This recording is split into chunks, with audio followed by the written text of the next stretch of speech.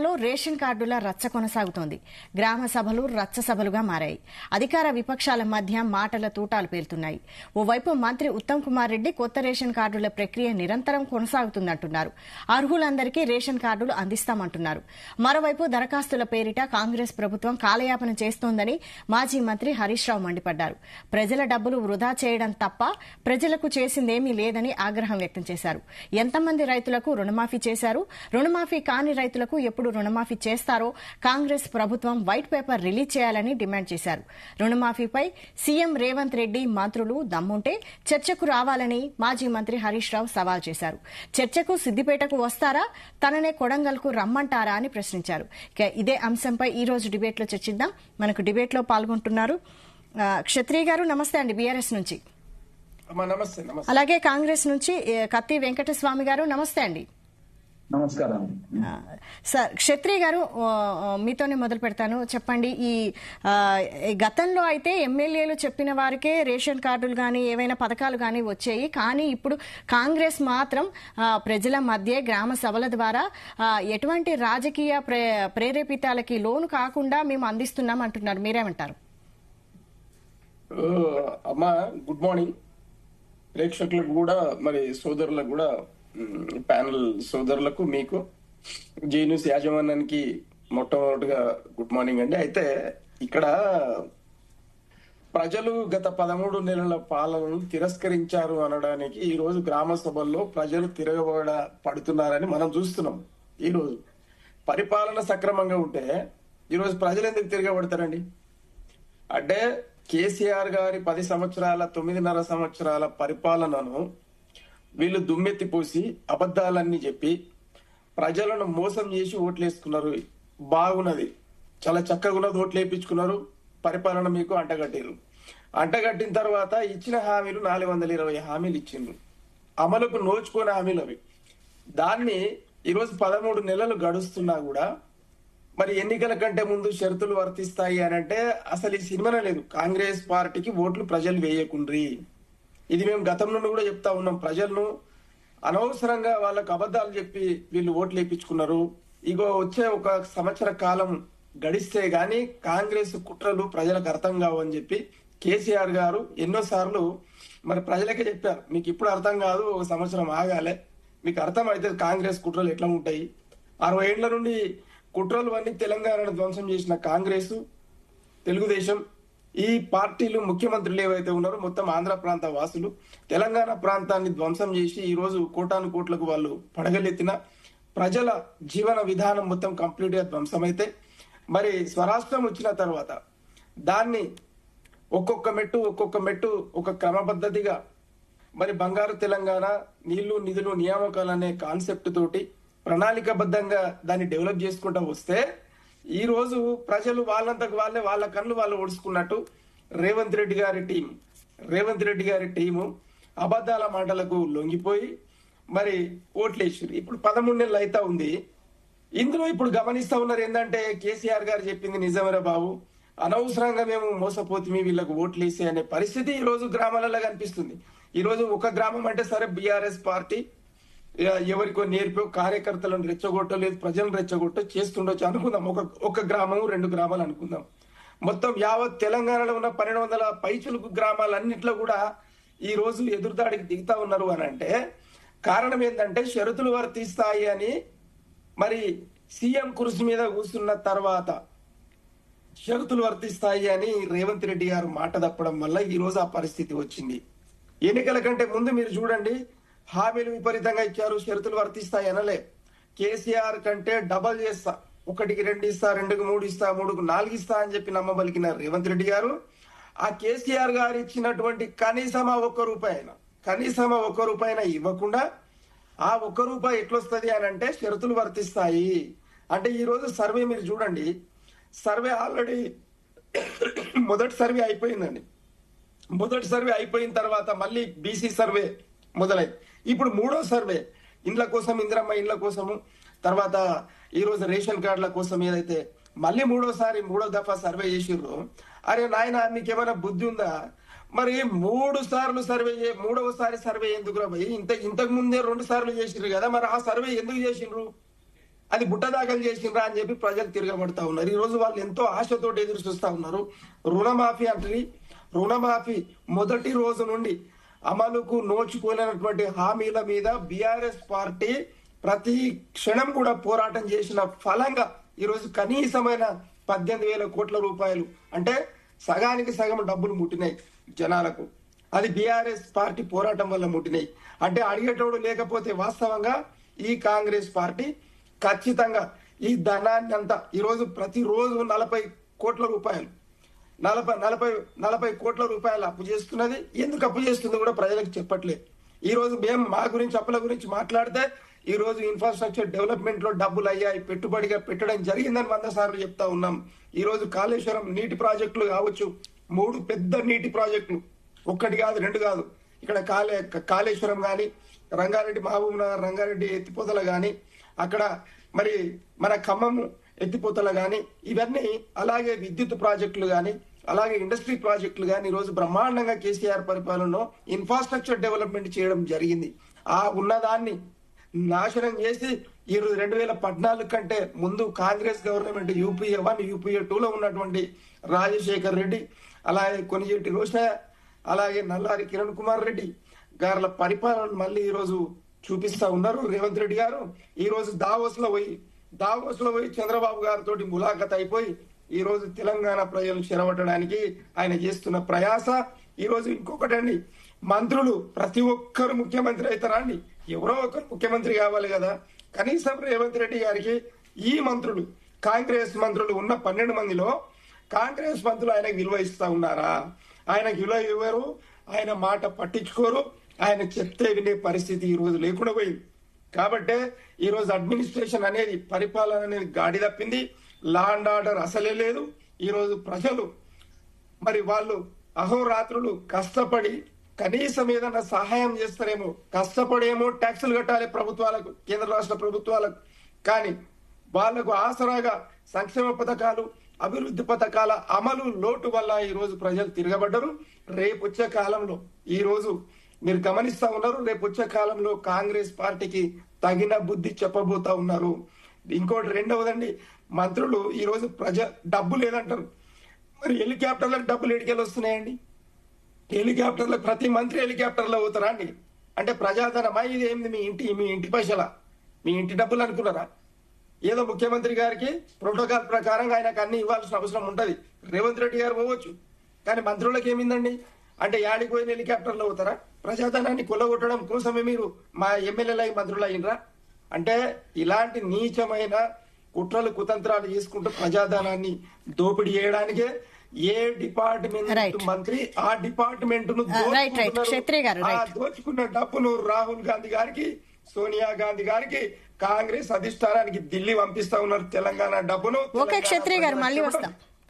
వెంకటస్వామి గారు, మీరు చెప్పండి, ఈ రాష్ట్ర వ్యాప్తంగా జరుగుతున్న ఈ లబ్ధిదారుల ఎంపిక కోసం, ప్రభుత్వ పథకాల కోసం జరుగుతున్న గ్రామ సభల్లో, వార్డు సభల్లో ఎందుకు గందరగోళం నెలకొంటోంది? ప్రజలు ఎక్కడికక్కడ ప్రశ్నిస్తున్నట్టు, పథకాలపై ప్రశ్నిస్తున్నట్టు కనిపిస్తోంది కదా, ఏమంటారు మీరు? ఇదంతా ఒక అభూత కల్పన. ఫస్ట్ ఆఫ్ ఆల్ నేను విజయారి అన్నకు చాలా అంటే ఉద్యమాలలో ఉన్నాడు, రాజకీయాల్లో చాలా కాలంగా ఉన్నాడు. ఇట్లాంటి వాళ్ళు కూడా ఇంత అంటే అసంబద్ధంగా మాట్లాడతారని అయితే నేను అనుకోలేదు. వారు మాట్లాడే మాటలు, ఇప్పుడు మీరు పెట్టిన చర్చకు, మేము చేసిన వాగ్దానాలకు 10 ఏళ్ళు నేను ఒక్క మాట అడుగుతా విద్యారి అన్నని, టిఆర్ఎస్ వాళ్ళను.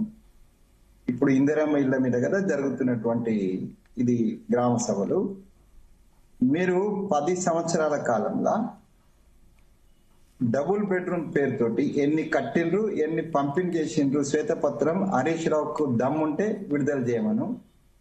రేవంత్ రెడ్డి గారిని పిలుస్తున్నాడు కదా ఆయన. ఈ ఇందిరమ్మ ఇల్లు మేము గతంలో 4 to 14 తర్వాత ఇప్పుడు మేము ఇప్పుడే ప్రారంభం చేసినాం, దానికి సంబంధించినటువంటి లబ్ధిదారుల ఎన్నిక అనేటువంటి. మీరు 10 ఏళ్ల కాలంలో పేదలకు ఇల్లు కట్టించే విషయంలో కేంద్రం నుంచి వచ్చినటువంటి నిధులతోటి కావచ్చు, మీరు ఇచ్చినటువంటి నిధులతో కావచ్చు, దీని మీద సిద్దిపేటకు నేను వస్తాను. హరీష్ రావు గారిని నేను ముందు నుంచి, ఉద్యమ కాలం నుంచి నేను ఎరుగుదును. వారు ఉద్యమ పోరాటంలో ఉన్నారు, మేము కూడా ఉన్నాము, సహచరులమే మేము. పాత ఉద్యమ సహచరులం జగన్తో సహా కేసీఆర్ గారు. నేను సిద్దిపేటకు వస్తా, మీరు కొడంగల్ రావాల్సిన అక్కర్లేదు, మేము సిద్దిపేటకు వస్తాము. మేము పత్రాలు తీసుకొని వస్తాం. 14 ఏం చేసినాము, పేదల ఇళ్లకు సంబంధించి, సంక్షేమ కార్యక్రమాలకు సంబంధించి. ఇప్పుడు మేము ఏం చేస్తున్నాం ఈ సంవత్సరం 13 నెలల కాలంలో, మీరేం చేస్తున్న దాని మీద బహిరంగ చర్చకు సిద్దిపేటకు మేము సిద్ధంగా ఉన్నాం. ఆయన సవాళ్ళను మేము స్వీకరిస్తున్నాం. అన్ని డాక్యుమెంట్స్ తో మేము వస్తాం, మీరు పెట్టండి, మీరు డేట్ డిక్లేర్ చేయండి. ప్రభుత్వ పక్షాన లేకపోతే పార్టీ పక్షాన నేను స్వయంగా, నాతో పాటు మిగతా మీరు ఎవరు కోరుకుంటే వాళ్ళు వస్తారు తప్పనిసరిగా. ఈ సవాళ్ళను మేము స్వీకరిస్తున్నాం, మాకు ఏం అభ్యంతరం లేదు. ఎందుకంటే మేము ప్రజలలో ఉన్నాం. ప్రజలకు, గ్రామ సభలకు, గ్రామాలకు ఒక్కరోజు పోయి మొహం చూపించలేనటువంటి ఈ పెద్దలు, అసలు అసెంబ్లీకే రానటువంటి పెద్దలు, సెక్రటరియట్కే రానటువంటి పెద్దలు, ఇవాళ ఏదో మేము ప్రజలలో తిరుగుకుంటా ప్రజల సమక్షంలో సమస్యను పరిష్కరించడానికి చేస్తుంటే అక్కస్తోటి, అధికారం కోల్పోయినటువంటి అక్కస్తో మాట్లాడుతున్నటువంటి మాటలు. నిన్నటి వరకు బహుశా 6,000 పైన గ్రామాలలో ఈ గ్రామ సభలు జరిగినాయి. ఎన్ని చోట్ల తిరుగుబాటు జరిగిందండి? ప్రశ్నించడము, వాళ్ళకున్న డౌట్స్ క్లియర్ చేయడం కూడా మీరు దాన్ని, అంటే ప్రజాస్వామ్యంలో బ్యారికేడ్ పెట్టేసి ఎవరిని రానియకుండా పోలీసు రాజ్యం నడిపించిన వాళ్ళు మేము ప్రజలలో పోతున్నాం, ప్రజల మధ్యనే ఉంటున్నాం. వాళ్ళు ఏమైనా క్వశ్చన్ చేస్తే మాకు డైరెక్ట్ క్వశ్చన్ చేసినట్టు మా అధికారులు, మా ప్రజాప్రతినిధులు, మాకు సంబంధించిన వాళ్ళు, ఇంక్లూడింగ్ ప్రతిపక్షాల నుంచి వచ్చినటువంటి ఎమ్మెల్యేలను కూడా అక్కడ ఉండమనే చెప్తున్నాం. మేము అక్కడ ఉన్నటువంటి ప్రజాప్రతినిధులు ఉండమనే చెప్తున్నాం. ప్రజల సమక్షంలో, ప్రజల కోసం ఎన్నికైనటువంటి, ప్రజల ద్వారా ఎన్నికైనటువంటి ప్రభుత్వం మాది. ప్రజల మధ్యనే మేము పరిపాలన కొనసాగిస్తున్నాం. మీరేం చేసిందో ప్రపంచానికి అంతా తెలుసు, ప్రజలకు తెలుసు కాబట్టి మిమ్మల్ని పక్కన పెట్టినారు. ఇలా అన్నగారు మొత్తం ప్రజల్నే, తెలంగాణ ప్రజలు ఎడ్డి వాళ్ళు, గుడ్డి వాళ్ళు అన్నట్టుగా మాట్లాడుతున్నాడు. అంటే ఏం తెలియకనే ఓట్లు వేసినారు. టిఆర్ఎస్ ను నమ్మకపోతే, టిఆర్ఎస్ ఓటు వేయకపోతే వాళ్ళు ప్రజలు గాడి తప్పినట్టుగా, వాళ్ళకు బుద్ధి లేనట్టుగా, వాళ్ళకి అసలు తెలివే లేనట్టుగా ప్రజలను నిందించేటువంటి దౌర్భాగ్య స్థితికి ఈ పార్టీ, ఈ నేతలు చేరడం అనేటువంటిది వాళ్ళ దౌర్భాగ్యము. వాళ్ళ యొక్క విజ్ఞతగా నేను వదిలేస్తున్నా. మేము చేస్తున్నటువంటిది ఏ గ్రామంలో, ప్రతి గ్రామంలో ఇప్పుడు సపోజ్ 100 మంది ఉంటారు, అప్లికేషన్స్ 100 వస్తాయి, మేము కేటాయించినవి 90 ఉంటాయి అనుకోండి. మిగతా 10 మంది ఒక్కరికి రాకుండా అడుగుతారు. ఆ అడిగే అవకాశం మేము ఇస్తున్నాం. దానికి సమాధానం మేము అధికారులు చెప్తున్నారు, మా ప్రజాప్రతినిధులు చెప్తున్నారు. ఇంతకంటే ప్రజాస్వామ్యయుతంగా ఏం జరుగుతుందండి ఈ దేశంలో? మేము ప్రజాస్వామ్యయుతంగా చేస్తున్నాం, అది తిరుగుబాటు కాదు. వాళ్ళకున్నటువంటి డౌట్స్ ను వాళ్ళు వ్యక్తం చేస్తున్నారు. ఒకళ్ళు రానోళ్ళు ఎంతమందికి వచ్చినా, ఇప్పుడు 100 మందికి ఇచ్చినాక 101 అయినా కూడా రాకుంటే అడుగుతాడు. అడగాల, మరి అడిగే అవకాశం మేము ఇచ్చినాం. మీరు నోరు తెరవనీయలే.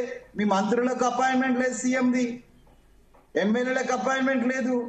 అంత దౌర్భాగ్యమైనటువంటి 10 ఏళ్ల పాలన చూసినటువంటి విజయన్ లాంటి వాళ్ళు ఇట్లా మాట్లాడడం అనేటువంటిది అసంబద్ధమైనటువంటిది, సమంజసం కానటువంటిది, ప్రజలను తప్పుపట్టటువంటిది కాదు.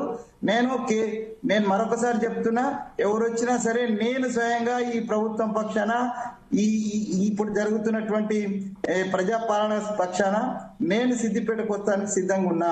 హరీష్ రావు గారికి నేను విజ్ఞప్తి చేస్తున్నా, ఓపెన్ డయాస్ అంటే ఓపెన్ డయాస్, ఇంటర్నల్ డయాస్ అంటే ఇంటర్నల్ డయాస్, మేము సిద్ధంగానే ఉన్నాం మిత్రమా. మీరు కూడా మీ 10 ఏళ్ల పాలన, మాకు అంతకుముందు 10 ఏళ్ల పాలన, ఇప్పుడు 13 నెలల పాలన, వీటి మీద చర్చకు మేము సిద్ధంగా ఉన్నాం. రైట్. జయరాం గారు నమస్తే అండి. నమస్తే అండి. నమస్తే అండి. ఈ గ్రామ సభల్లో గందరగోళం కనిపిస్తోంది, ప్రజలు ప్రశ్నిస్తున్నారు. అయితే ఇది బీఆర్ఎస్ ఏమో ఇది ప్రజా వ్యతిరేకత, ప్రజల తిరుగుబాటు అంటోంది. కాంగ్రెస్ మాత్రం కనీసం మేము మాట్లాడే అవకాశం అయినా ఇచ్చాం, మీరు అది కూడా లేదని అంటోంది. మీ అబ్జర్వేషన్స్ ఏంటి? మీకు, ప్యానెల్లో ఉన్న మిత్రులకు, జీ న్యూస్ ప్రేక్షకులకు నమస్కారాలండి. జనరల్ గా ప్రభుత్వాలు, ప్రతిపక్షాలు, ప్రభుత్వం ఏం చేస్తుందంటే ప్రజలను విస్మరిస్తుందని ప్రతిపక్షాలు మాట్లాడటం, ప్రభుత్వం వచ్చలేదు మేము సర్దిద్దుతున్నాము అని ప్రభుత్వం చెప్పడం, ఇది సర్వసాధారణం. కానీ ప్రతిపక్షంలో ఉన్నప్పుడు వచ్చేసి రాజకీయ పార్టీ ఏం చేస్తాయంటే మేము విప్లవ ఉద్యమాలు చేస్తుంటాం, మేము మాత్రమే చేస్తుంటాం, ప్రజలకు మేమే అండా దండ, ఇంకా చెప్పాలంటే కొండ అని ప్రతిపక్షాలు చెప్తుంటాయి. కానీ ప్రభుత్వాలలో ఉన్నప్పుడు వీళ్ళ నిజ స్వరూపం బయటపడతారు. అది ప్రతిపక్షం ఉన్నప్పుడు కాదు, పక్కన పెట్టేస్తే అధికారం చేతిలో ఉన్న తర్వాత అసలు నిజాలు బయటపడుతుంటాయి. ఈ అసలు నిజాలు అనేది గత ప్రభుత్వాన్ని అయితే మనం చాలా క్లియర్ గా చూసాము. ప్రభుత్వాన్ని ప్రజలు ఏ విధంగా అయితే పక్కన పెట్టేశారో, ఇంతకుముందు మా వెంకన్న చెప్పినట్టుగా ఏ విధంగా అయితే పక్కన పెట్టేసినలో డిఫరెంట్ గా కాంగ్రెస్ కు పట్టం కట్టేండ్రు. ఇది ప్రజా ప్రభుత్వం లాగా పట్టినలు, ప్రజలు కొట్లాడి తెచ్చుకున్న ప్రభుత్వం అని ప్రజలు నమ్ముతున్నారు. కానీ ఇంతకుముందు నేను వెంకటస్వామి చెప్పిన దాంట్ లోపల ఒక విధానపరమైన దాన్ని ఉంచే మాట్లాడతాను నేను, మిగతా విషయాలు ఏం మాట్లాడను. అంటే ఇక్కడ విధానపరమైన అంశాలు మాత్రమే చాలా కీలకం. అప్పుడు వెంకన్న కావచ్చు, లేకపోతే మేమందరం కూడా ఏం చెప్పినామంటే అధికారం ఉంటే అహంకారం వచ్చింది, అహంకారంతో కళ్ళు నెత్తినెక్కినాయి, ప్రజలతోని కలవలేదు, ప్రభుత్వంలో ఉన్న పెద్దలతోని కలవలేదు, ఈవెన్ అధికారులతోని కూడా కలవకుండా ఒక దొరతనాన్ని చూపించును అనేది అందరం మాట్లాడాం. ప్రజలు కూడా దాన్ని నమ్మారు, ప్రజలు కూడా దాన్ని నమ్మేసి దొరను పక్కన పెట్టేశారు. కానీ ఈరోజు రెడ్డి వచ్చేసి దొర కంటే ఎక్కువగా ప్రజాపాలన పేరుతోని ఓన్లీ కాంగ్రెస్ లో ఉండే నాయకుల పాలన మొదలు పెట్టేసిండు. అక్కడ ఒక కుటుంబము కులము, ఇక్కడ కొన్ని కుటుంబాలు కులం. ఇక్కడ సమస్యను పరిష్కరించే విధానానికి కార్డులు పంపిణీ జరగడానికి, లేకపోతే ఇంకొక అంశాలకు సరే కొంత ముందో వెనకాలో జరుగుతూ ఉంటుంది. దాన్ని అంటాం మంత్రులే కన్ఫ్యూజన్ లో ఉండేసి, మంత్రులే కంటిన్యూ ప్రాసెస్ లోపల నిరంతర ప్రక్రియ, ఈ నిరంతర ప్రక్రియను కేసీఆర్ పదే పదే చెప్పేసి ఆ నిరంతర ప్రక్రియలో భాగంగా ఈరోజు ప్రతిపక్షంలో కూర్చున్నాడు. అంటే ఎక్కడ ఈ వర్డ్ను ఉపయోగించిందంటే చాలా క్లియర్ గా దళిత బంధు అనేది మేము ఇప్పుడు పెట్టింది కాదు, ఇప్పుడు ఇమీడియట్ గా ఇస్తామని చెప్పలేదు, ఇది నిరంతర ప్రక్రియ అన్నాడు. అంటే నిరంతర ప్రక్రియ అంటే జీవితకాలం నువ్వు, నీ కొడుకు, నీ మనవడు, ఇంకా నీ ముని మనవడు, ఇంకెవడన్నా వస్తే వాడు, అందరూ అధికారంలో ఉంటే ఇక్కడ మీరు పాలకుల్లాగా ఉంటే పాలితులు, ఈ నీవు ఇచ్చే 10 లక్షల కోసం ఈ నిరంతర ప్రక్రియలో భాగం కావాలన్నా అని ఒక్కసారి తిరగబడి ఇంట్లో బిడ్డ నిరంతర ప్రక్రియ అంటావా, ఆ నిరంతర ప్రక్రియ ఏందో నిన్నే కూర్చోబెడతామని చెప్పినారు. సేమ్ నిరంతర ప్రక్రియ అని చెప్పేసి ఇప్పుడు కాంగ్రెస్ లో ఉండే నాయకులు, ఇంకా రేవంత్ నోట్లోంచి ఆ మాట రాలేదు, సో కాంగ్రెస్ లో ఉండే నాయకులు ముఖ్యంగా ఉత్తమ్ గారు ఇదే మాట చెప్తున్నారు. ఈ నిరంతర ప్రక్రియ అంటే మీ భాషలో ఏంది, మీరు మాత్రమే అధికారంలో అహంకారంతో కూరుకున్న మాట అని నేను అంటాను, ప్రజలు అంటారు. అలానే కదా మిమ్మల్ని వాళ్ళని పక్కన కూర్చోబెట్టి. ఈ నిరంతర ప్రక్రియ అంటే ఏంది, ఎట్లా నిరంతర ప్రక్రియ అవుతుంది? ఈ రోజు చేసిన హోంవర్క్, టీచర్ చెప్పిన హోంవర్క్ స్టూడెంట్ రేపు చేసుకురాకపోతే వాళ్ళని తంతది. మరి ప్రజలు మీకు బాసలై కూర్చున్నప్పుడు మీరు చేస్తున్న పనులు చేయకపోతే ప్రజలు ఏ విధంగా మిమ్మల్ని బుద్ధి చెప్పాలంటే మళ్ళీ ఓట్లే రావాలి. అంటే ఈ నిరంతర ప్రక్రియ 5 ఏళ్ళక, ఈ నిరంతర ప్రక్రియ మీరు బతుకున్నంత కాలమా అనేది ఒక్కసారి ఆత్మవిమర్శ చేసుకుంటే బాగుంటుంది అనేది నేను సవినయంగా, గౌరవంగా, సేమ్ టైం వాళ్ళను శ్రేయస్సు కోరుకునే వ్యక్తిగా నేను చెప్తున్నాను. నెంబర్ 1. నెంబర్ 2, ఇక ప్రజా అంశాల లోపల ప్రజలు వచ్చేసి మేము డౌట్స్ క్లారిఫై చేస్తున్నాం అనేది ఎంకన్నమాట. ఓకే, డెఫినెట్ గా చేయాలన్నా డౌట్స్ క్లారిఫై చేయాలి, వాళ్ళకి అండదండ మీరు ఉండాలి, డెఫినెట్ గా మీ ప్రభుత్వము కోరుకుంటున్నాం. కానీ దానికి పోలీసులు ఎందుకన్నా డౌట్స్ క్లారిఫై చేయడానికి? పోలీసులే కావాలనుకున్నప్పుడు ఇది ప్రజల దగ్గరికి పోయే పాలన కంటే పోలీస్ స్టేషన్ల పాలన పెట్టుకోండి. పోలీస్ స్టేషన్ల పాలన పెట్టుకుంటే భయపడి కొంతమంది రారు, ఇబ్బందులు పడి కొంతమంది రారు, సిగ్గుతోని కొంతమంది రారు, పోలీస్ స్టేషన్కి ఎందుకు పోవాలని కొంతమంది రారు. అప్పుడు పోలీస్ స్టేషన్లో పెట్టుకోండి. అప్పుడు దీనికి ప్రజాపాలన ఎందుకు, పోలీస్ పాలన అనే బోర్డు పెట్టేసుకుని పోలీస్ స్టేషన్ లో పెట్టుకుంటే బాగుంటది. దీన్ని కూడా మేము కాదనం, దీన్ని కూడా ఆహ్వానిస్తాం. పోలీసుల చుట్టూ ప్రహారం పెట్టుకొని ఉంటారు. ఇదే పోలీసులను మీరు 2 విధాలుగా ఉపయోగించారు. నెంబర్ 1, ఏదైతే హైడ్రా పేరు మీద ప్రజల ఇల్లు కూల్చడానికి పోలీసులను ఉపయోగించుకుంటే ఓన్లీ రేవంత్ రెడ్డి అన్నది తిరుపతి రెడ్డి ఇల్లు కాపాడుకోవడం కోసం పోలీసులను కాపలా పెట్టుకున్నారు. అంటే పోలీసులను మీరు ఏ విధంగా ఉపయోగిస్తున్నారు? తిరుపతి రెడ్డి అనే వ్యక్తి కాపలా కోసం ఉపయోగిస్తున్నారా? ఈ రోజు ప్రజలను నమ్మి మిమ్మల్ని ఓట్లేసి అధికారంలో కూర్చోబెడితే ప్రజల్ని అనగదొక్కడం కోసం ఉపయోగిస్తున్నారా? ఆ రోజు ఫ్రెండ్లీ పోలీసు పేరు చెప్పేసి మరియమ్మని చంపేసిండు కేసీఆర్.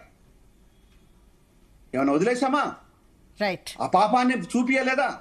కొట్లాడలేదా? చెయ్యలేదా? ఈ రోజు నువ్వు పోలీసు పాలన ప్రజాపాలన చెప్పేసి పోలీసు పాలన చేస్తూ ఉంటే మా కళ్ళు కనిపించటం లేదా? మీ మెదడు పని చేయటం లేదా? రేవంత్ రెడ్డి నువ్వు ఆలోచించాల్సింది ఏంది అంటే, నేను స్ట్రైట్ గా రేవంత్ రెడ్డి చెప్తున్నాను, నువ్వు ఆలోచించాల్సింది ఏంటంటే, నేను కొట్లాడితే డాక్టర్ జయరామ్ అనే వ్యక్తి మీద 152 కేసులుంటే ఈ రోజు నువ్వు ముఖ్యమంత్రి అయి కూర్చున్నావు. నీవు ముఖ్యమంత్రి అయితే నా కేసులు నేను తొలగించమని చెప్పలేదు, నేను తొలగించమని కూడా చెప్పను. చాత అయితే నువ్వు ఇంకో 150 పెట్టేసుకో, ఐ డోంట్ కేర్.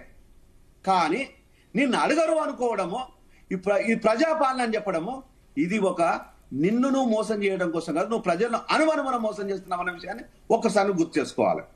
ఆ రోజు కులాన్ని కుటుంబాన్ని మాత్రమే మాట్లాడాము, ఈ రోజు నీ కుటుంబం కులమే కదా. మా ఎంకన్నకి ఏమైనా వచ్చిందా? అనేక మంది బీసీ బిడ్డలకి ఏమైనా వచ్చిందా? మాలలకు మాదిగలకు ఏమైనా వచ్చినాయా? ఎవరికో ఇద్దరికో ముగ్గురుకో మాలకు బానిస లాంటి మాదిగోడికి ఎవరికో ఇద్దరికో బానిసలకు ఇచ్చినావు. ఈ రోజు మిగతా కులాలంతా ఏమైపోవాలి? కింది కులాలన్నీ ఏమైపోవాలి? అట్టడుగున్న జనాలు ఏమైపోవాలి? అడక్కదింటున్నారు. కానీ ఈ రోజు ఈ రియల్ ఎస్టేట్ దందా చేయడం కోసం మాత్రము ఈ రోజు శాశ్వతంగా మీరు మాత్రము ఏర్పరచుకున్నారు. ఇది నిరంతర ప్రక్రియ. నిరంతర ప్రక్రియ అంటే దోసుకోవడం, దాసుకోవడం రాజకీయ నాయకుడికి నిరంతర ప్రక్రియ తప్పితే ప్రజలకు నిరంతర ప్రక్రియ భాగంలో అన్నది విషయాన్ని నేను అడగదలుచుకున్నాను. చెప్పండి. లేవనెత్తిన కొన్ని అంశాలను నేను కాంట్రవర్సీ చేయదలుచుకోలే. వారి ఆవేదనను ఒక సామాజిక ఉద్యమకారుడిగా వారి ఆవేదన నేను అర్థం చేసుకోగలను. అన్న, ఇప్పుడు మీరు అన్నటువంటి నిరంతర ప్రక్రియ అనేటువంటి ఒక మాట మీరు ఉపయోగిస్తున్నారు కదా, దానికి మేము పార్టీగా మాకున్నటువంటి ఆలోచన ఏంటనంటే, ఇప్పుడు ఒక డెడ్ లైన్ పెడతాము, ఆ డెడ్ లైన్ ప్రకారము ఇష్యూస్ చేస్తాం, దాన్ని అక్కడికే క్లోజ్ చేస్తే 10 సంవత్సరాలు గత ప్రభుత్వం 10 సంవత్సరాలు రేషన్ కార్డు ఇవ్వలే. సో అది అట్లాంటిది జరగకుండా ఒక డెడ్ లైన్ పెట్టి అవి ఇచ్చిన తర్వాత మరొకసారి కూడా, అంటే ఎవరైనా మిస్ అయిన వాళ్ళు వీళ్ళు ఉంటే వాళ్ళు మళ్ళీ అప్లై చేసుకునేటువంటి అవకాశం ఇవ్వడమే మా నిరంతర ప్రక్రియకు ఒక ఉద్దేశం. నువ్వు అన్నట్టుగా 10 కాలాల పాటు ఇదే వ్యక్తులు, ఇదే శక్తులు, ఇదే కుటుంబాలు అధికారంలో కొనసాగాలనే ఆలోచన ఎక్కడ కాంగ్రెస్ పార్టీ గాని మాకు గాని లేదు. ఒకవేళ అట్లుంటే మేము కూడా వ్యతిరేకిస్తాం జయరామన్న, నీతో పాటు. మిగతా అన్ని వర్గాలకు సమన్యాయం జరగాలనేటువంటిది డెఫినెట్ గా నేనుగా, లేకపోతే ఉద్యమ బిడ్డగా, నీ సహచరుడిగా, లేకపోతే ఆ విజయన్న సహచరుడుగా, కేసీఆర్ సహచరుడుగా, హరీష్ రావు గారి సహచరుడుగా, ఉద్యమ బిడ్డగా నేను నియంతృత్వాన్ని, లేకపోతే కుటుంబ పాలన, లేకపోతే ఒక శక్తులు, ఒక వ్యక్తులు, లేకపోతే ఒక గుంపు, ఒక కులం యొక్క పాలన నేనేం కోరుకోవటం లేదు. దాన్ని మేము కాంగ్రెస్ పార్టీగా మేము ఇంకా ఇంకొక విషయం, పోలీస్ అంటేనా దిస్ ఈస్ జనరల్ రొటీన్ దాంట్లో పోలీసు అధికారులతో పాటు పోలీసులు వస్తున్నారు. ఎక్కడ కూడా ఈ ఇప్పుడు జరిగినటువంటి ఈ 3-4 రోజుల ప్రక్రియలు ఎక్కడ కూడా పోలీసు ఎక్కడ ప్రజల మీద దౌష్యం చేయడమో, ప్రజల మీద ఏదైనా జరిగిందైతే లేదన్నా, అట్లాంటి ఏమైనా దృష్టికి వచ్చినట్టు ఉంటే డెఫినెట్ గా అట్లుండేది ఉంటే వాటిని రిసాల్వ్ చేస్తాం. డెఫినెట్ గా ప్రజలకు ఒకవేళ పోలీసు నుంచి ఇబ్బంది జరిగితే మేము మా ప్రభుత్వం సహకారం క్షమాపణ కూడా చెప్తాం, వారికి కంపెన్సేషన్ కూడా చేస్తాం. రైట్. క్షత్రియ గారు మీరు చెప్పండి. అయితే 3000కు పైగా గ్రామాల్లో గ్రామ సభలు నిర్వహిస్తే 100 పైగా గ్రామాల్లో మాత్రమే ఆందోళనలు జరిగాయి, అది కూడా బీఆర్ఎస్ ప్రేరేపితమే అంటోంది. మీరేమంటారు, ఒప్పుకుంటారా? మేము అది కూడా అనలేదు, ప్రేరితమని అనలేదు మేడం, బీఆర్ఎస్ ప్రేరితమని అనలేదు. తర్వాత అవి కూడా ఆందోళన కాదు, అక్కడక్కడ వాళ్ళ డౌట్స్ ను లేవనెత్తినారు, అడిగినారు, రాని వాళ్ళు క్వశ్చన్ చేసినారు. అట్లాంటి ఇన్సిడెంట్స్ జరిగినాయి. సో నేను బీఆర్ఎస్ చెప్పిందని కూడా అంటలేను, ప్రజల నుంచి స్పాంటేనియస్ గా వచ్చి కూడా అడిగి ఉండొచ్చు. మేము అట్లా బీఆర్ఎస్ వల్ల చేసింది అనేటువంటి మాట మేము అనడానికి లేదు. బీఆర్ఎస్ ప్రజా వ్యతిరేకత అంటోంది కదా, మీరేమంటారు క్షత్రి గారు?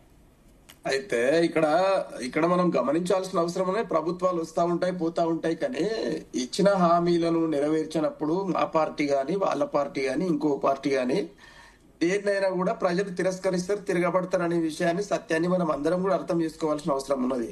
ప్రజలు ఎప్పుడు కూడా ఈ హామీలు ఇవ్వని ఏ పార్టీకి కూడా సూచనప్రాయంగా కూడా చెప్పరు ప్రజలు, ఓటర్లు. కానీ వాళ్ళ మానసికతకు ఏ పార్టీ అయితే దగ్గరగా ఉంటుందో ఆ పరిస్థితులకు అనుకూలంగా వాళ్ళ సమస్యల పరిష్కారకర్తగా ఈ పార్టీ అయితే బాగా పనిచేస్తుంది అన్నప్పుడు ఆ పార్టీకి ఓట్లేస్తారు. ఆ సందర్భంలో వెంటనే మళ్ళా రియలైజ్ అయిపోయి అరే మేము ఇట్లా చేస్తామని కూడా అనుకుంటాం. అది దాంట్లో అది సహజం. అది అయితే ఇక్కడ మనకు ఈ సందర్భంలో మనము ఆలోచన చేయాల్సిన విషయాలు ఏంటి అంటే, ఈరోజు రేషన్ కార్డును మీరు అడ్డం పెట్టి బీఆర్ఎస్ పార్టీ పరిపాలనలో రేషన్ కార్డులు ఇవ్వలేదు అనే మాట అన్నారు. బీఆర్ఎస్ పార్టీ పరిపాలన వచ్చే వరకే 72 లక్షల రేషన్ కార్డులు అప్పటికే ఉన్నాయి. మా పరిపాలనలో 6 నుండి 8 లక్షల రేషన్ కార్డులు ఇష్యూ జరిగినాయి. ఇది మీరు చెక్ చేసుకోవాల్సిన అవసరం ఉంది. అంటే మొత్తం దాదాపు 82 లక్షల రేషన్ కార్డులు ఉన్నట్టు ప్రస్తుతానికి. ఇప్పుడు కొత్త రేషన్ కార్డులు అంటే 10 సంవత్సరాలు దాటిన తర్వాత కుటుంబాలు విభజితం అవుతాయి కాబట్టి ఆ సందర్భంగా రేషన్ కార్డులు అవసరమే, దాన్ని మనం కాదనలేని సత్యం. అయితే సందర్భం ఏంటి అని అంటే, ఈరోజు ఇందిరమ్మ ఇండ్లు ఎవరికి ఇస్తామని మీరు చెప్పారు ఒకటి. రెండవది, ఇందిరమ్మ ఇల్లు జాగలు ఇచ్చుకుంటూ ఆ ఇల్లుకు ప్రతి ఇల్లుకు 5 లక్షల రూపాయలు ఇస్తామని హామీ ఇచ్చిండు. మీరు బాగుంది.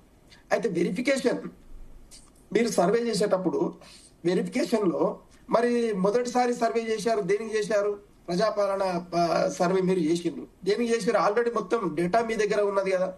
అంతకుముందే మా పార్టీ చేసినటువంటి సర్వేలు కోకొల్లలు ఉన్నాయి, మొత్తం సమగ్ర కుటుంబ సర్వే రిపోర్ట్స్ ఆల్రెడీ ఉన్నాయి.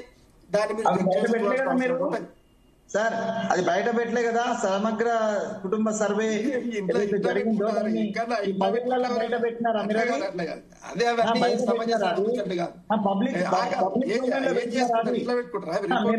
గారు. మీరు సమగ్ర కుటుంబ సర్వే ఒక్కరోజు ఫిబ్రవరి అంటే ఆగస్ట్ 19 అనుకుంటా, as per my knowledge August 19, 2014 లో ఒక్కరోజు సర్వే చేసినారు. ప్రపంచంలోనే ఒక అద్భుతమైనటువంటి ఈవెంట్ గా దాన్ని చేసినారు. దాని యొక్క వివరాలను పబ్లిక్ డొమైన్ లో మీరు పెట్టినారా 10 ఏళ్లలో?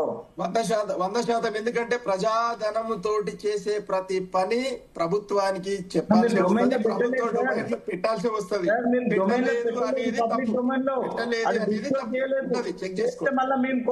మొన్న కుటుంబ సర్వే ఎందుకు చేయాల్సి వచ్చింది? అందుకోసమంటే ఇప్పుడు నేను అదే చెప్పబోతున్నా కులగణన పేరుతోటి సర్వే చేసిన పార్టీ సంబంధం లేదన్న. ఒకటి మీరు చేసుకోవాలా, they cost senses is different and మీరు చేసిన కుటుంబ సర్వే సమగ్ర సర్వే డిఫరెంట్. సమగ్ర సర్వేకి సంబంధించి 10 ఏళ్లలో ఎన్నడూ కూడా దాని యొక్క డీటెయిల్స్ ని బయట పెట్టలేదు ఈ కేసీఆర్ గారి ప్రభుత్వం.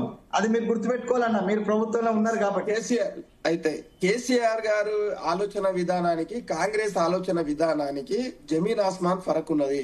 దాన్ని గమనించాల్సిన అవసరం అనేది ప్రజలు ఆల్రెడీ గమనిస్తా ఉన్నారు. ఎందుకంటే 10 ఏళ్లు కంటిన్యూగా రావడం, అంతకుముందు 10 ఏళ్లు కాంగ్రెస్ పరిపాలన ఉన్నది, తర్వాత బీఆర్ఎస్ పరిపాలన ఉన్నది, ఇప్పుడు మళ్ళీ కాంగ్రెస్ పరిపాలన వచ్చింది.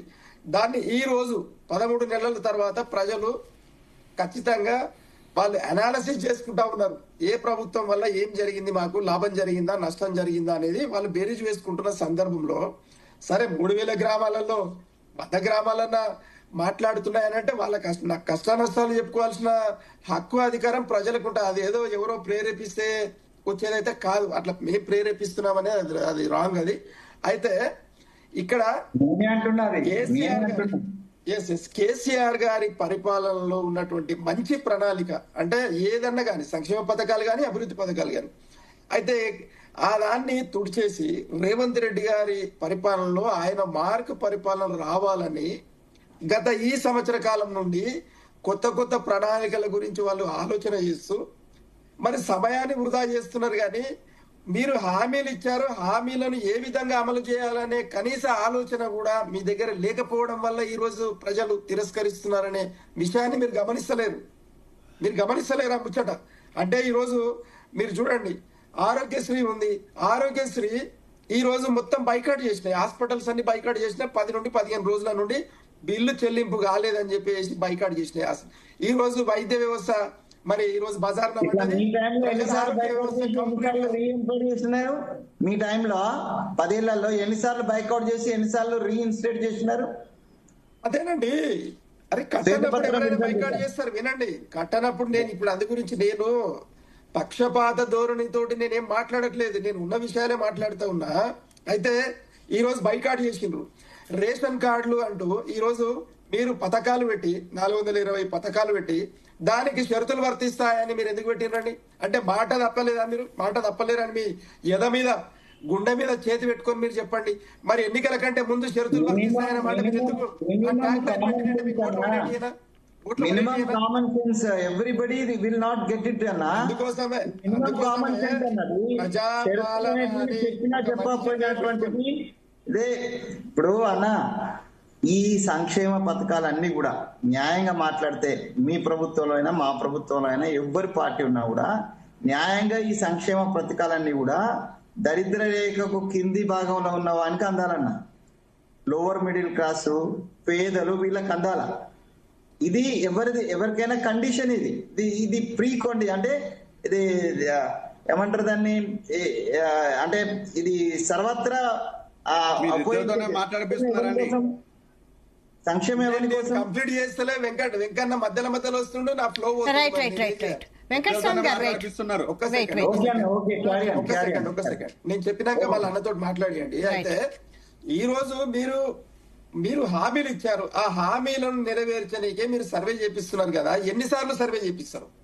ఒకసారి అయిపోయింది, రెండోసారి అయిపోయింది, మళ్ళీ ఇప్పుడు మూడోసారి చేస్తే ప్రజలు ఊరుకుంటారా? 13 నెలలు అవుతుంది. ఏం సర్వేరా పోయి ఈ అమ్మని ఇంట్లో మనవే అని తిడతారు ఊర్లలో. నీ ఇంట్లో మనవే ఏం రబే అంటే అధికారుల మీద ప్రజలు తిరగబడితే పోలీసు వాళ్ళు అవసరం అయ్యారు. పోలీసు వాళ్ళు ప్రతి గ్రామంలో పోలీసు వాళ్ళు పెట్టి, మరి అన్న చెప్తున్నాడు కదా నిజమే అది, మరి పోలీస్ స్టేషన్ లో పెట్టండి సర్వే. తప్పేముంది?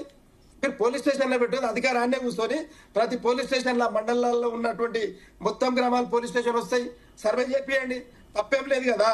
అసలు పోలీస్ వ్యవస్థను ఏడవాడాలి, ఏడవాడకూడదనే కూడా సోయి కూడా లేకుండా ఈ రోజు మా మీద దుమ్మెత్తిపోస్తారు. మాది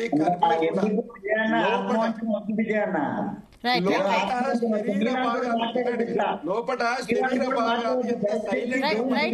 అడ్మినిస్ట్రేషన్ లో పోలీసు రాజ్యం అంటే కేసీఆర్ రాజ్యం. కేసీఆర్ రాజ్యం ఎందుకన్నా ఎందుకు ఆత్మవంచన చేసుకుంటారు మీరు? అట్లా కాదే, పోలీసు వ్యవస్థను ఏడబెట్టాల గాడబెట్టి మీరు సమగ్రంగా ప్రజలకు ఏం చేయాలో చెయ్యండి. 13 నెలల కాలం అవుతా ఉన్నది. కేసీఆర్ గారు చేసిన ఒక మంచి పని ఏంటంటే ఆయన వివక్ష ఎక్కడ చూపెట్టలేదు. పేదోడైనా ధనవంతుడైనా గత 75 ఏళ్ల పోరాటంలో ప్రతి తెలంగాణ పౌరుడు బాగుపడాలని చెప్పి ఈ కండిషన్స్ అప్లై చేయలే. ఆయన ప్రతి ఒక్కరికి లాభం జరగాలి, ఇది ప్రజాధనము, ప్రజలకు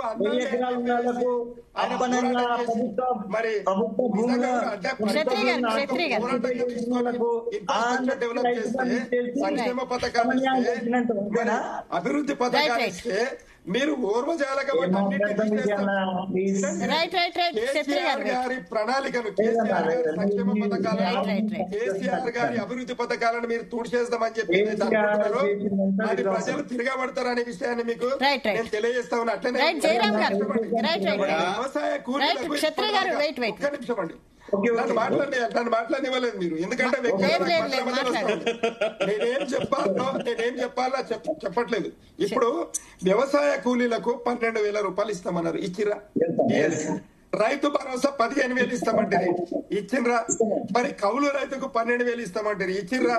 మరి మహిళలకు ప్రతి నెల 2,500 వృత్తి ఇచ్చిండ్రా? ఇది అంటే 4,000 రూపాయలు మరి పెద్ద మనుషులకు ఇస్తామంటారు, ఇచ్చిండ్రా? మరి విద్యార్థులకు 5 లక్షల గ్యారంటీ కార్డు ఇస్తామంటారు, ఇచ్చిర్రా? మరి అట్లనే విద్యార్థినులకు స్కూటీ ఇస్తామంటారు, ఇచ్చిర్రా? అరే ఒక్కటి కాదు కదా. మరి పంట బీమా ఎక్కడవా, రైతు బీమా ఎక్కడవా? విచిత్రమైన పరిస్థితి ఉన్నదండి.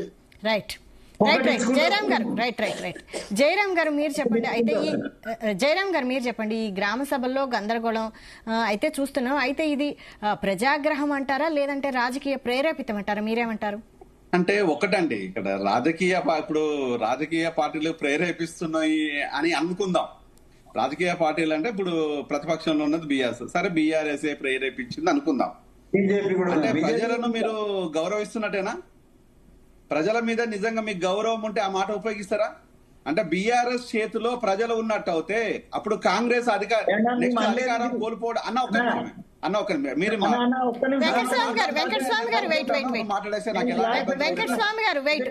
ఎవరు మాట్లాడిన ప్రజల కోసమే కాబట్టి వెంకటస్వామి గారు క్లారిఫై చేసిన యాంకర్ గారు పదే పదే క్లారిఫై చేసిన ఎవరు ప్రేరేపితమైన అంటలేము, మేమే ప్రజల దగ్గరికి పోతున్నామని చెప్తున్నాము. మేము ఎవరి ప్రేరేపితం అనలేదు. నేను అడుగుతున్నా, ఎనలైజ్ చేయమంటున్నా. ప్రజల ఆగ్రహమా రాజకీయ ప్రేరేపితమా అని నేను అనలిస్ట్ మాట మీరు ఎందుకు అంటున్నారు? మేము అంటలేము. ప్రేరేపితమా అని నేను అనలిస్ట్ అడుగుతున్నా. జయరాం గారు మీరేమంటారు? కాంగ్రెస్ పార్టీ మంత్రులు, కాంగ్రెస్ పార్టీ కార్యకర్తలు, నాయకులు అందరూ అంటా ఉన్నారు బీఆర్ఎస్ రెచ్చగొట్టి వాళ్ళని ఊర్లలో ఇట్లా చేస్తున్నారని అంటున్నమాట వాస్తవమే. జర్నలిస్ట్ గారు అధికార ప్రతినిధిగా చేస్తూ చెప్తున్నా, నా అధికార ప్రతినిధిగా చెప్తున్నా. మేము we are not talking in that way. ప్రజల నుంచి ప్రశ్నలు రావాల్సిందే, నిలదీయాల్సిందే. ఎవడున్నా అధికారం ఇద్దరు మాట్లాడతారంటే వెంకటస్వామి గారు ప్లీజ్ ప్రభుత్వాలు సరిగా నడుస్తాయి. వెంకటస్వామి గారు ప్లీజ్, మీకు అవకాశం ఇచ్చినప్పుడు మీరు మాట్లాడండి. జయరాం గారు మీరు చెప్పండి. ఇది నేను అదే చెప్తున్నాను ఇక్కడ. ఇది ఇప్పుడు మీరు అన్నారు అనలేదని కాదు, కానీ ఈ మాట చాలా సందర్భంలో సీతక్క అన్నది ఇదే మాట. మీరు అడిగిన మాటనే సీతక్క అన్నది, సురేఖ అన్నది, రేవంత్ అన్నాడు, ఇంకా బట్టి విక్రమార్క అన్నాడు, పొంగులేటి శ్రీనివాసరెడ్డి అన్నాడు, ఇంకా ఎవరెవరు అన్నారు అన్న విషయాన్ని ఏ సందర్భంలో అన్నారు అనే దానికి టైం సరిపోదు. సో అన్నారు అనే వ్యక్తులను నేను కోట్ చేస్తూ ఉన్నాను. సో అన్నారు అనందామా, అనిపించిందని అందామా? మరి రేవంత్ రెడ్డి కూడా అన్నాడు కదా, రేవంత్ రెడ్డిని ఎవరు అనిపించిందో తెలియదు. సో ఇక్కడ ఏదైనా ఉంటే బీఆర్ఎస్ చేస్తుంది, బీఆర్ఎస్ చేస్తుందంటే, అరే బీఆర్ఎస్ చేస్తున్న పక్కన పెట్టు. మీరు బీఆర్ఎస్ చేస్తుందంటే ప్రజల్ని అవమానించినట్టే. ప్రజలంటే మాలాంటి వాళ్ళం, మేము ప్రజలమే కాబట్టి మమ్మల్ని అవమానించినట్టే. అంటే ఈ రోజు మేము బీఆర్ఎస్ మనుషులం కాదు, బీఆర్ఎస్ చెప్పు చేతుల్లో లేము. బీఆర్ఎస్ ను నిలదీయమని చెప్తున్నాము, అడుగుమంటున్నాం, కడుగుమంటున్నాం, అరెస్టులు చేయమంట. దమ్ము మీకు లేకపోతే తప్పులు మీ లోపల ఉండేసి మీ తప్పులను కప్పిపుచ్చుకోవడం కోసం వాళ్ళ తప్పులు కాపాడుకుంటూ వస్తున్నారు ప్రజలు అనుకుంటున్నారు. ఇప్పుడు వాళ్ళు అరెస్ట్ చేయొద్దని ప్రజలు కోరుకున్నది 2 అంశాల మీద ఎలక్షన్లు జరిగినాయి. ఇది ఎంకన్నా కూడా తెలుసు. ఒకటి, ప్రజలకు అపాయింట్మెంట్, ప్రజాప్రతినిధులకు అపాయింట్మెంట్ ఇవ్వకుండా ఉన్న కేసీఆర్ అహంకారం మీద. నెక్స్ట్ వచ్చేసి అవినీతి మీద ఎలక్షన్లు జరిగినాయి. ఇది ఎవ్వరమని నమ్ముతాం. మరి అహంకారానికి బదులుగా అధికారం బదిలీ అయిపోయింది. మరి ఏదైతే దోపిడీ మీద ఎక్కడ ఇన్వెస్టిగేషన్ జరుగుతుంది? ఎంతమందిని ఇప్పటి మీరు వెలికి తీశారు? ఇప్పుడు జరుగుతుంది అదే కదా. బహిరంగంగా మీ మినిస్టర్లు బహిరంగంగా పైసలు అడుగుతున్నారు. బహిరంగంగా ఈరోజు ఏ మినిస్టర్లు ఎంత పర్సెంటేజ్ అడుగుతున్నారో నన్ను చెప్పమంటారా? అది శక్తి మీకు ఉన్నదా? చర్చలు పెడదామా? అంటే ప్రజలు ఈరోజు తెలివి తక్కువ వాళ్ళు లేరు. బీఆర్ఎస్ మాత్రమే మీరు తెలివి కలవాలని చేయకండి దయచేసి. ఈరోజు ప్రజలు అన్ని గమనిస్తున్నారు. బీఆర్ఎస్ ను ప్రజలు గమనించారు కాబట్టే అధికారం బదిలీ అయింది. జయరాం గారు అసలు 1 మినిట్ అండి, ఒక్క నిమిషం అండి. ఈరోజు కాంగ్రెస్ ను కూడా ప్రజలు గమనిస్తున్నారు. మాలాంటి వాళ్ళ గొంతు నిరంతర ప్రక్రియ, ఇది నిరంతర ప్రక్రియ. ఆ రోజు ప్రభుత్వాలకు వ్యతిరేకంగా మాట్లాడము, మేము ప్రభుత్వాలను అనుసరించి రాజ్యాంగబద్ధంగా చట్టపరంగా ప్రజాక్షేమము సంక్షేమం కోసమే మాట్లాడుతున్నాం.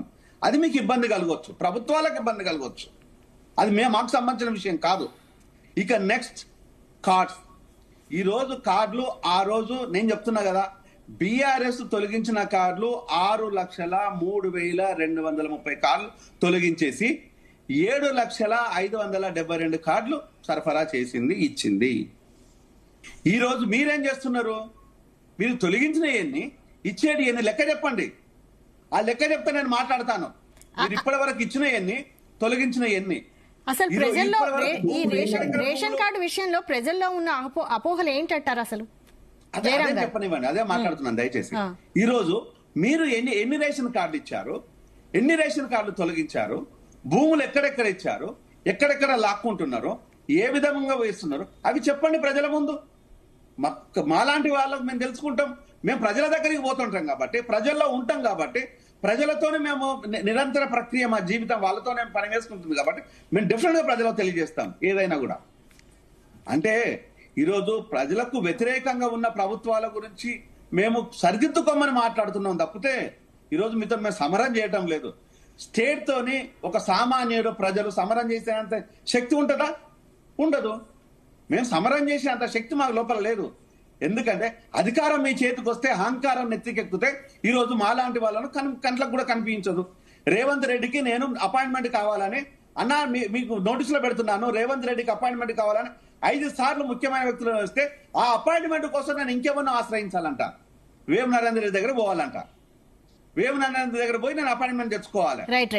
వేము నరేందర్ రెడ్డి గురించి నాకు కొత్తగా తెలియాల్సిన పని లేదు కదా. నేను ఇదే వరంగల్, నేను పుట్టాను, నువ్వు పుట్టినావు. వరంగల్ ఎవడన్నా చేస్తాడా అన్న?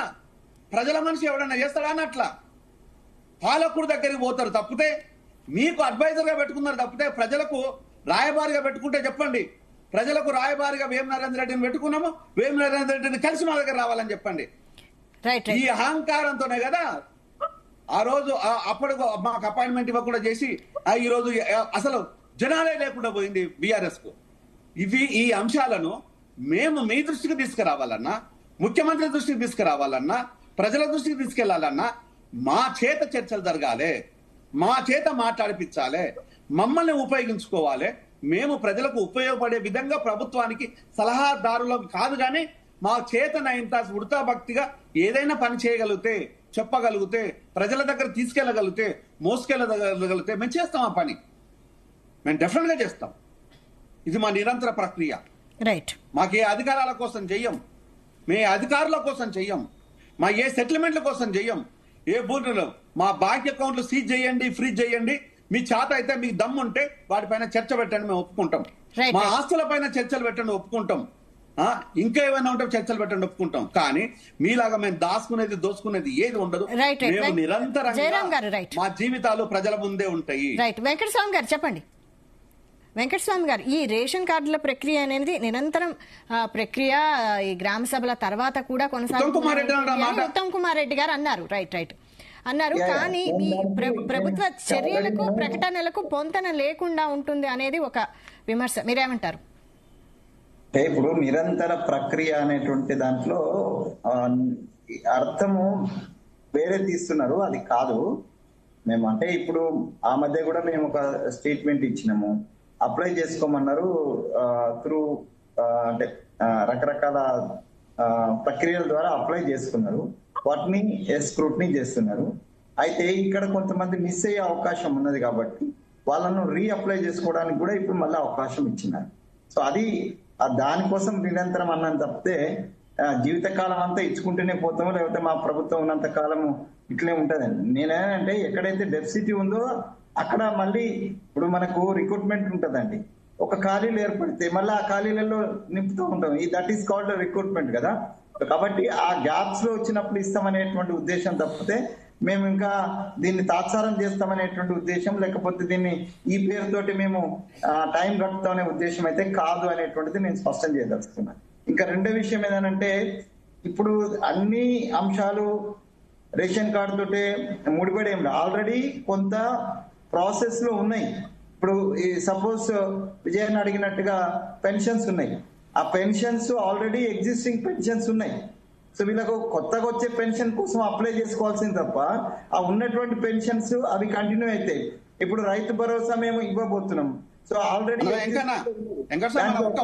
ఒక్క మాట నాకు అలౌ చేయిపోయాను, ఒకటి జస్ట్ 1 minute అన్న. నేను రేషన్ కార్డులు కావాలి ఇవ్వాలని మాట్లాడినా అన్న, ఎందుకంటే నేను ఆ టైపు బ్రెయిన్ ఉన్న వ్యక్తిని కాదు. రేషన్ కార్డులు ఇవ్వలేని సమాజము, ఇవ్వని సమాజాన్ని నిర్మించండి. మాకు రేషన్ కార్డులు అక్కర్లేదు, మాకు రేషన్ తో పని లేదు అనేది ఆత్మగౌరవంగా బతికే సమాజాన్ని నిర్మించండి అన్న. దాని వైపు ప్రయాణం చేద్దామన్నా. మీ రేవంత్ రెడ్డికి రేషన్ కార్డు కాదు, నేను రేవంత్ రెడ్డికి రేషన్ కార్డు ఇస్తాను అన్న. రేవంత్ రెడ్డికి బట్టి ఇంకా మీ వాళ్ళకి కావాలని కూడా రేషన్ కార్డులు నేనే ఇస్తాను. రేషన్ కార్డుల మీద బియ్యం తీసుకోమని చెప్పు, దోపిడీ చేసుకోమని చెప్పు, డబుల్ బెడ్రూములు తీసుకోమను. ఇవి ప్రజలకు ఇవ్వని సమాజాన్ని నిర్మించడానికి ఏదైనా తెలివి ఉంటే ఉపయోగించమని చెప్పు. ఆ తెలివి ఉందని నేను అనుకోవడం దయచేసి. రైట్ వెరీ సారీ జయరామ్ గారు వెయిట్. అలాంటి తెలివితేటలు ప్రభుత్వాలకు ఉంటే వస్తాయి అనుకోవడం లేదు. కానీ ఎప్పుడు కూడా జయరామ్ గారు వెయిట్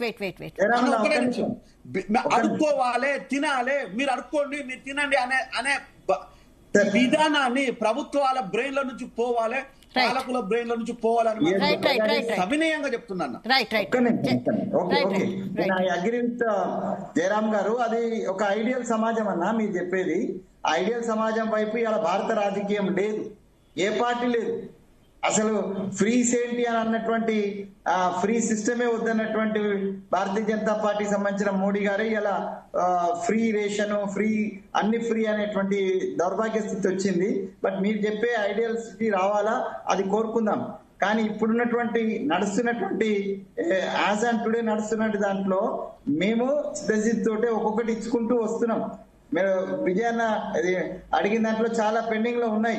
అవి వారు అన్నట్టుగా పెన్షన్ ఇంక్రీజ్ ప్లస్ 2500, తర్వాత దీనికి సంబంధించి కొన్ని విషయాలు pending that is not pending, that's a process is going on. మేము ఒక్కొక్కటిగా ఇచ్చుకుంటూ వచ్చినాం. రైతు బంధు ఇచ్చినాము, రైతు భరోసా మేము స్టార్ట్ చేస్తున్నాము, ఇందిరమ్మ ఇళ్లకు సంబంధించినటువంటి లబ్ధిదారులను ఈ వారం 1 వీక్ లో మేము పూర్తి చేసిన తర్వాత అలాట్మెంట్ స్టార్ట్ చేస్తున్నాం.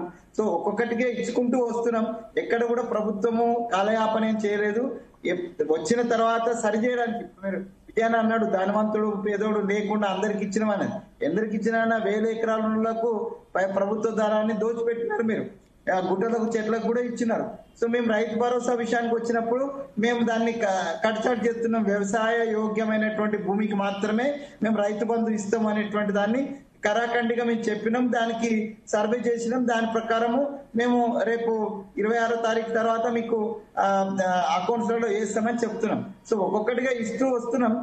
మీకు ఆతృత ఇప్పుడు ప్రతిపక్షానికి ఏముంటది, ఓడిపోయిన తర్వాత మేము కూడా 10 ఏళ్ళు కొట్లాడిన వాళ్ళమే కదా, మీరు కూడా ఇప్పుడు కొట్లాడుతున్నారు. సో ఇది ప్రాసెస్. ప్రతిపక్షం ఎప్పుడు కూడా ప్రజాపక్షంగా ప్రజల సమస్యల కోసం మాట్లాడాలని 100% నమ్మేటువంటి వ్యక్తిగా నేను. వాళ్ళు అడిగేదానికి నేనేమో అభ్యంతరం చెప్తలేను, కానీ అసంబద్ధంగా ఉండకూడదు.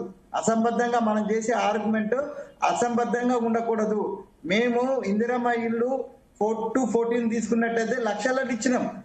ఇప్పుడు మేము అదే లక్షలలో ఇవ్వబోతున్నాం. మీరు 10 ఏళ్ల కాలంలో ఎన్ని కట్టిల్లో మీకు తెలియదు, ఎన్ని ఇచ్చిందో మీకు తెలియదు. దాని మీద శ్వేతపత్రం తీసుకొని హరీష్ రావు గారు వస్తే నేను కూడా 4 to 14 వస్తాను, మేము ఇచ్చిపోయే వాటికి వస్తాము.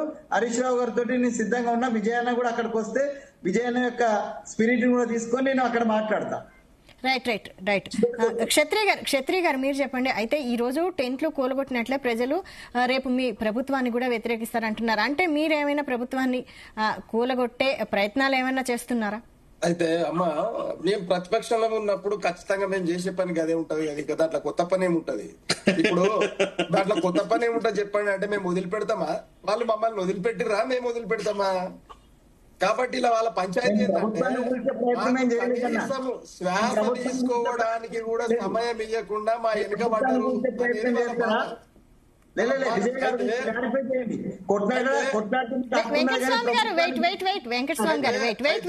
వాస్తవంగా ఏంటంటే పేరు మాత్రం చాలా చక్కగా పెట్టి ప్రజాపాలనని పెట్టుకుంటూ ప్రజాపీడన పాలన నిర్వహిస్తూ ప్రతిపక్షాల కోసమేమో ప్రతీకార పాలనగా దాన్ని మరి స్కెచ్ చేసి నెలకొక్క హైడ్రామా తీస్తూ ఈ రోజు హైదరాబాద్ తెలంగాణ ప్రజల ఆర్థిక దుస్థితికి కారణం అవుతా ఉన్నారు.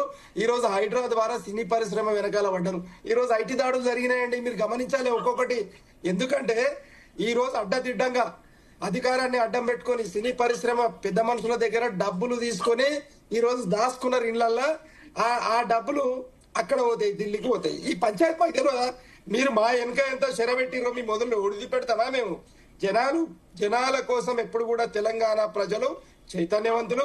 మా కోసమైనా మీకోసమైనా దొంగలను పట్టుకోవడంలో తెలంగాణ ప్రజలు మాత్రం బ్రహ్మాండంగా ముందు వరుసలో ఉంటారు.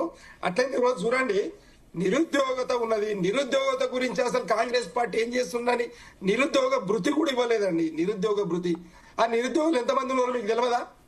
ఇన్ని సర్వేలు చేసి కూడా నిరుద్యోగ భృతి ఇవ్వట్లేదు.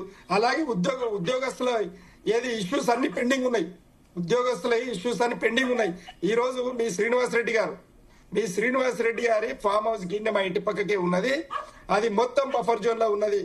ఏది మన ఉస్మాన్ సాగర్, మరి హిమాయత్ సాగర్ మొత్తం నాటి బొడ్డున ఉన్నదండి. మరి ఎంత హాస్యాస్పదం. రెవెన్యూ మంత్రి గారు ఈ రోజు మళ్ళా మా పీరం చెరువు అని గిన్నె ఉన్నది పక్కకే, పీరం చెరువు చుట్టూ మొత్తం బఫర్ జోన్, తర్వాత ఎఫ్టీఎల్ మొత్తం ఉంది. నేను రేపటి నుంచి ఎల్లుండి నుంచి శ్రీనివాస్ రెడ్డి గారు ఏమో పడతా, నాకు శ్రీనివాస్ రెడ్డి గారికి నడుస్తుంది. మేము వదిలి పెడతాం అనుకుంటారా ఏం కదా? పోరాటాల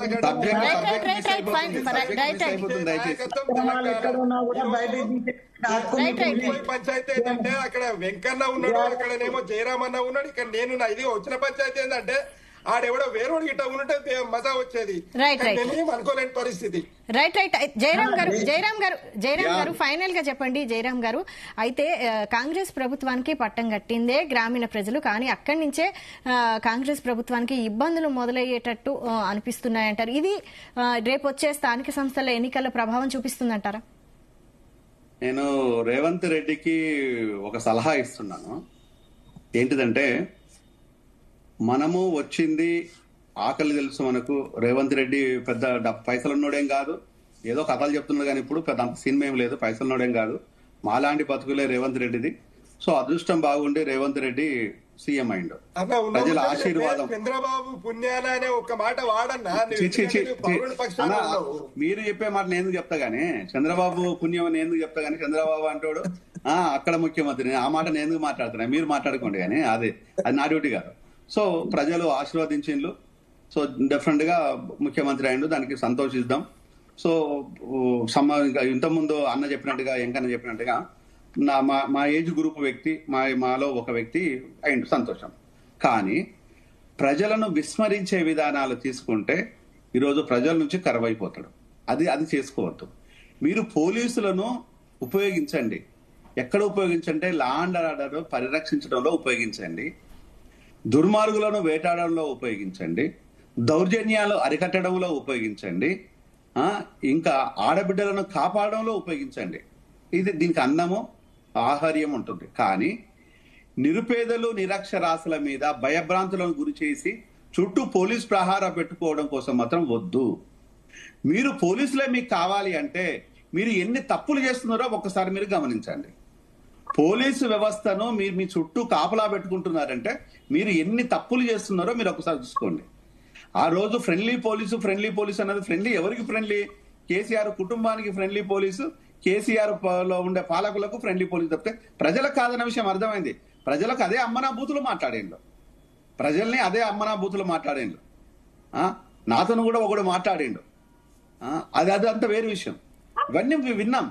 కానీ ఈరోజు మీరు మరి ప్రజాపాలన అని బోర్డు పెట్టుకొని ఈరోజు ప్రజలను హింసించే పాలన వైపోద్దు.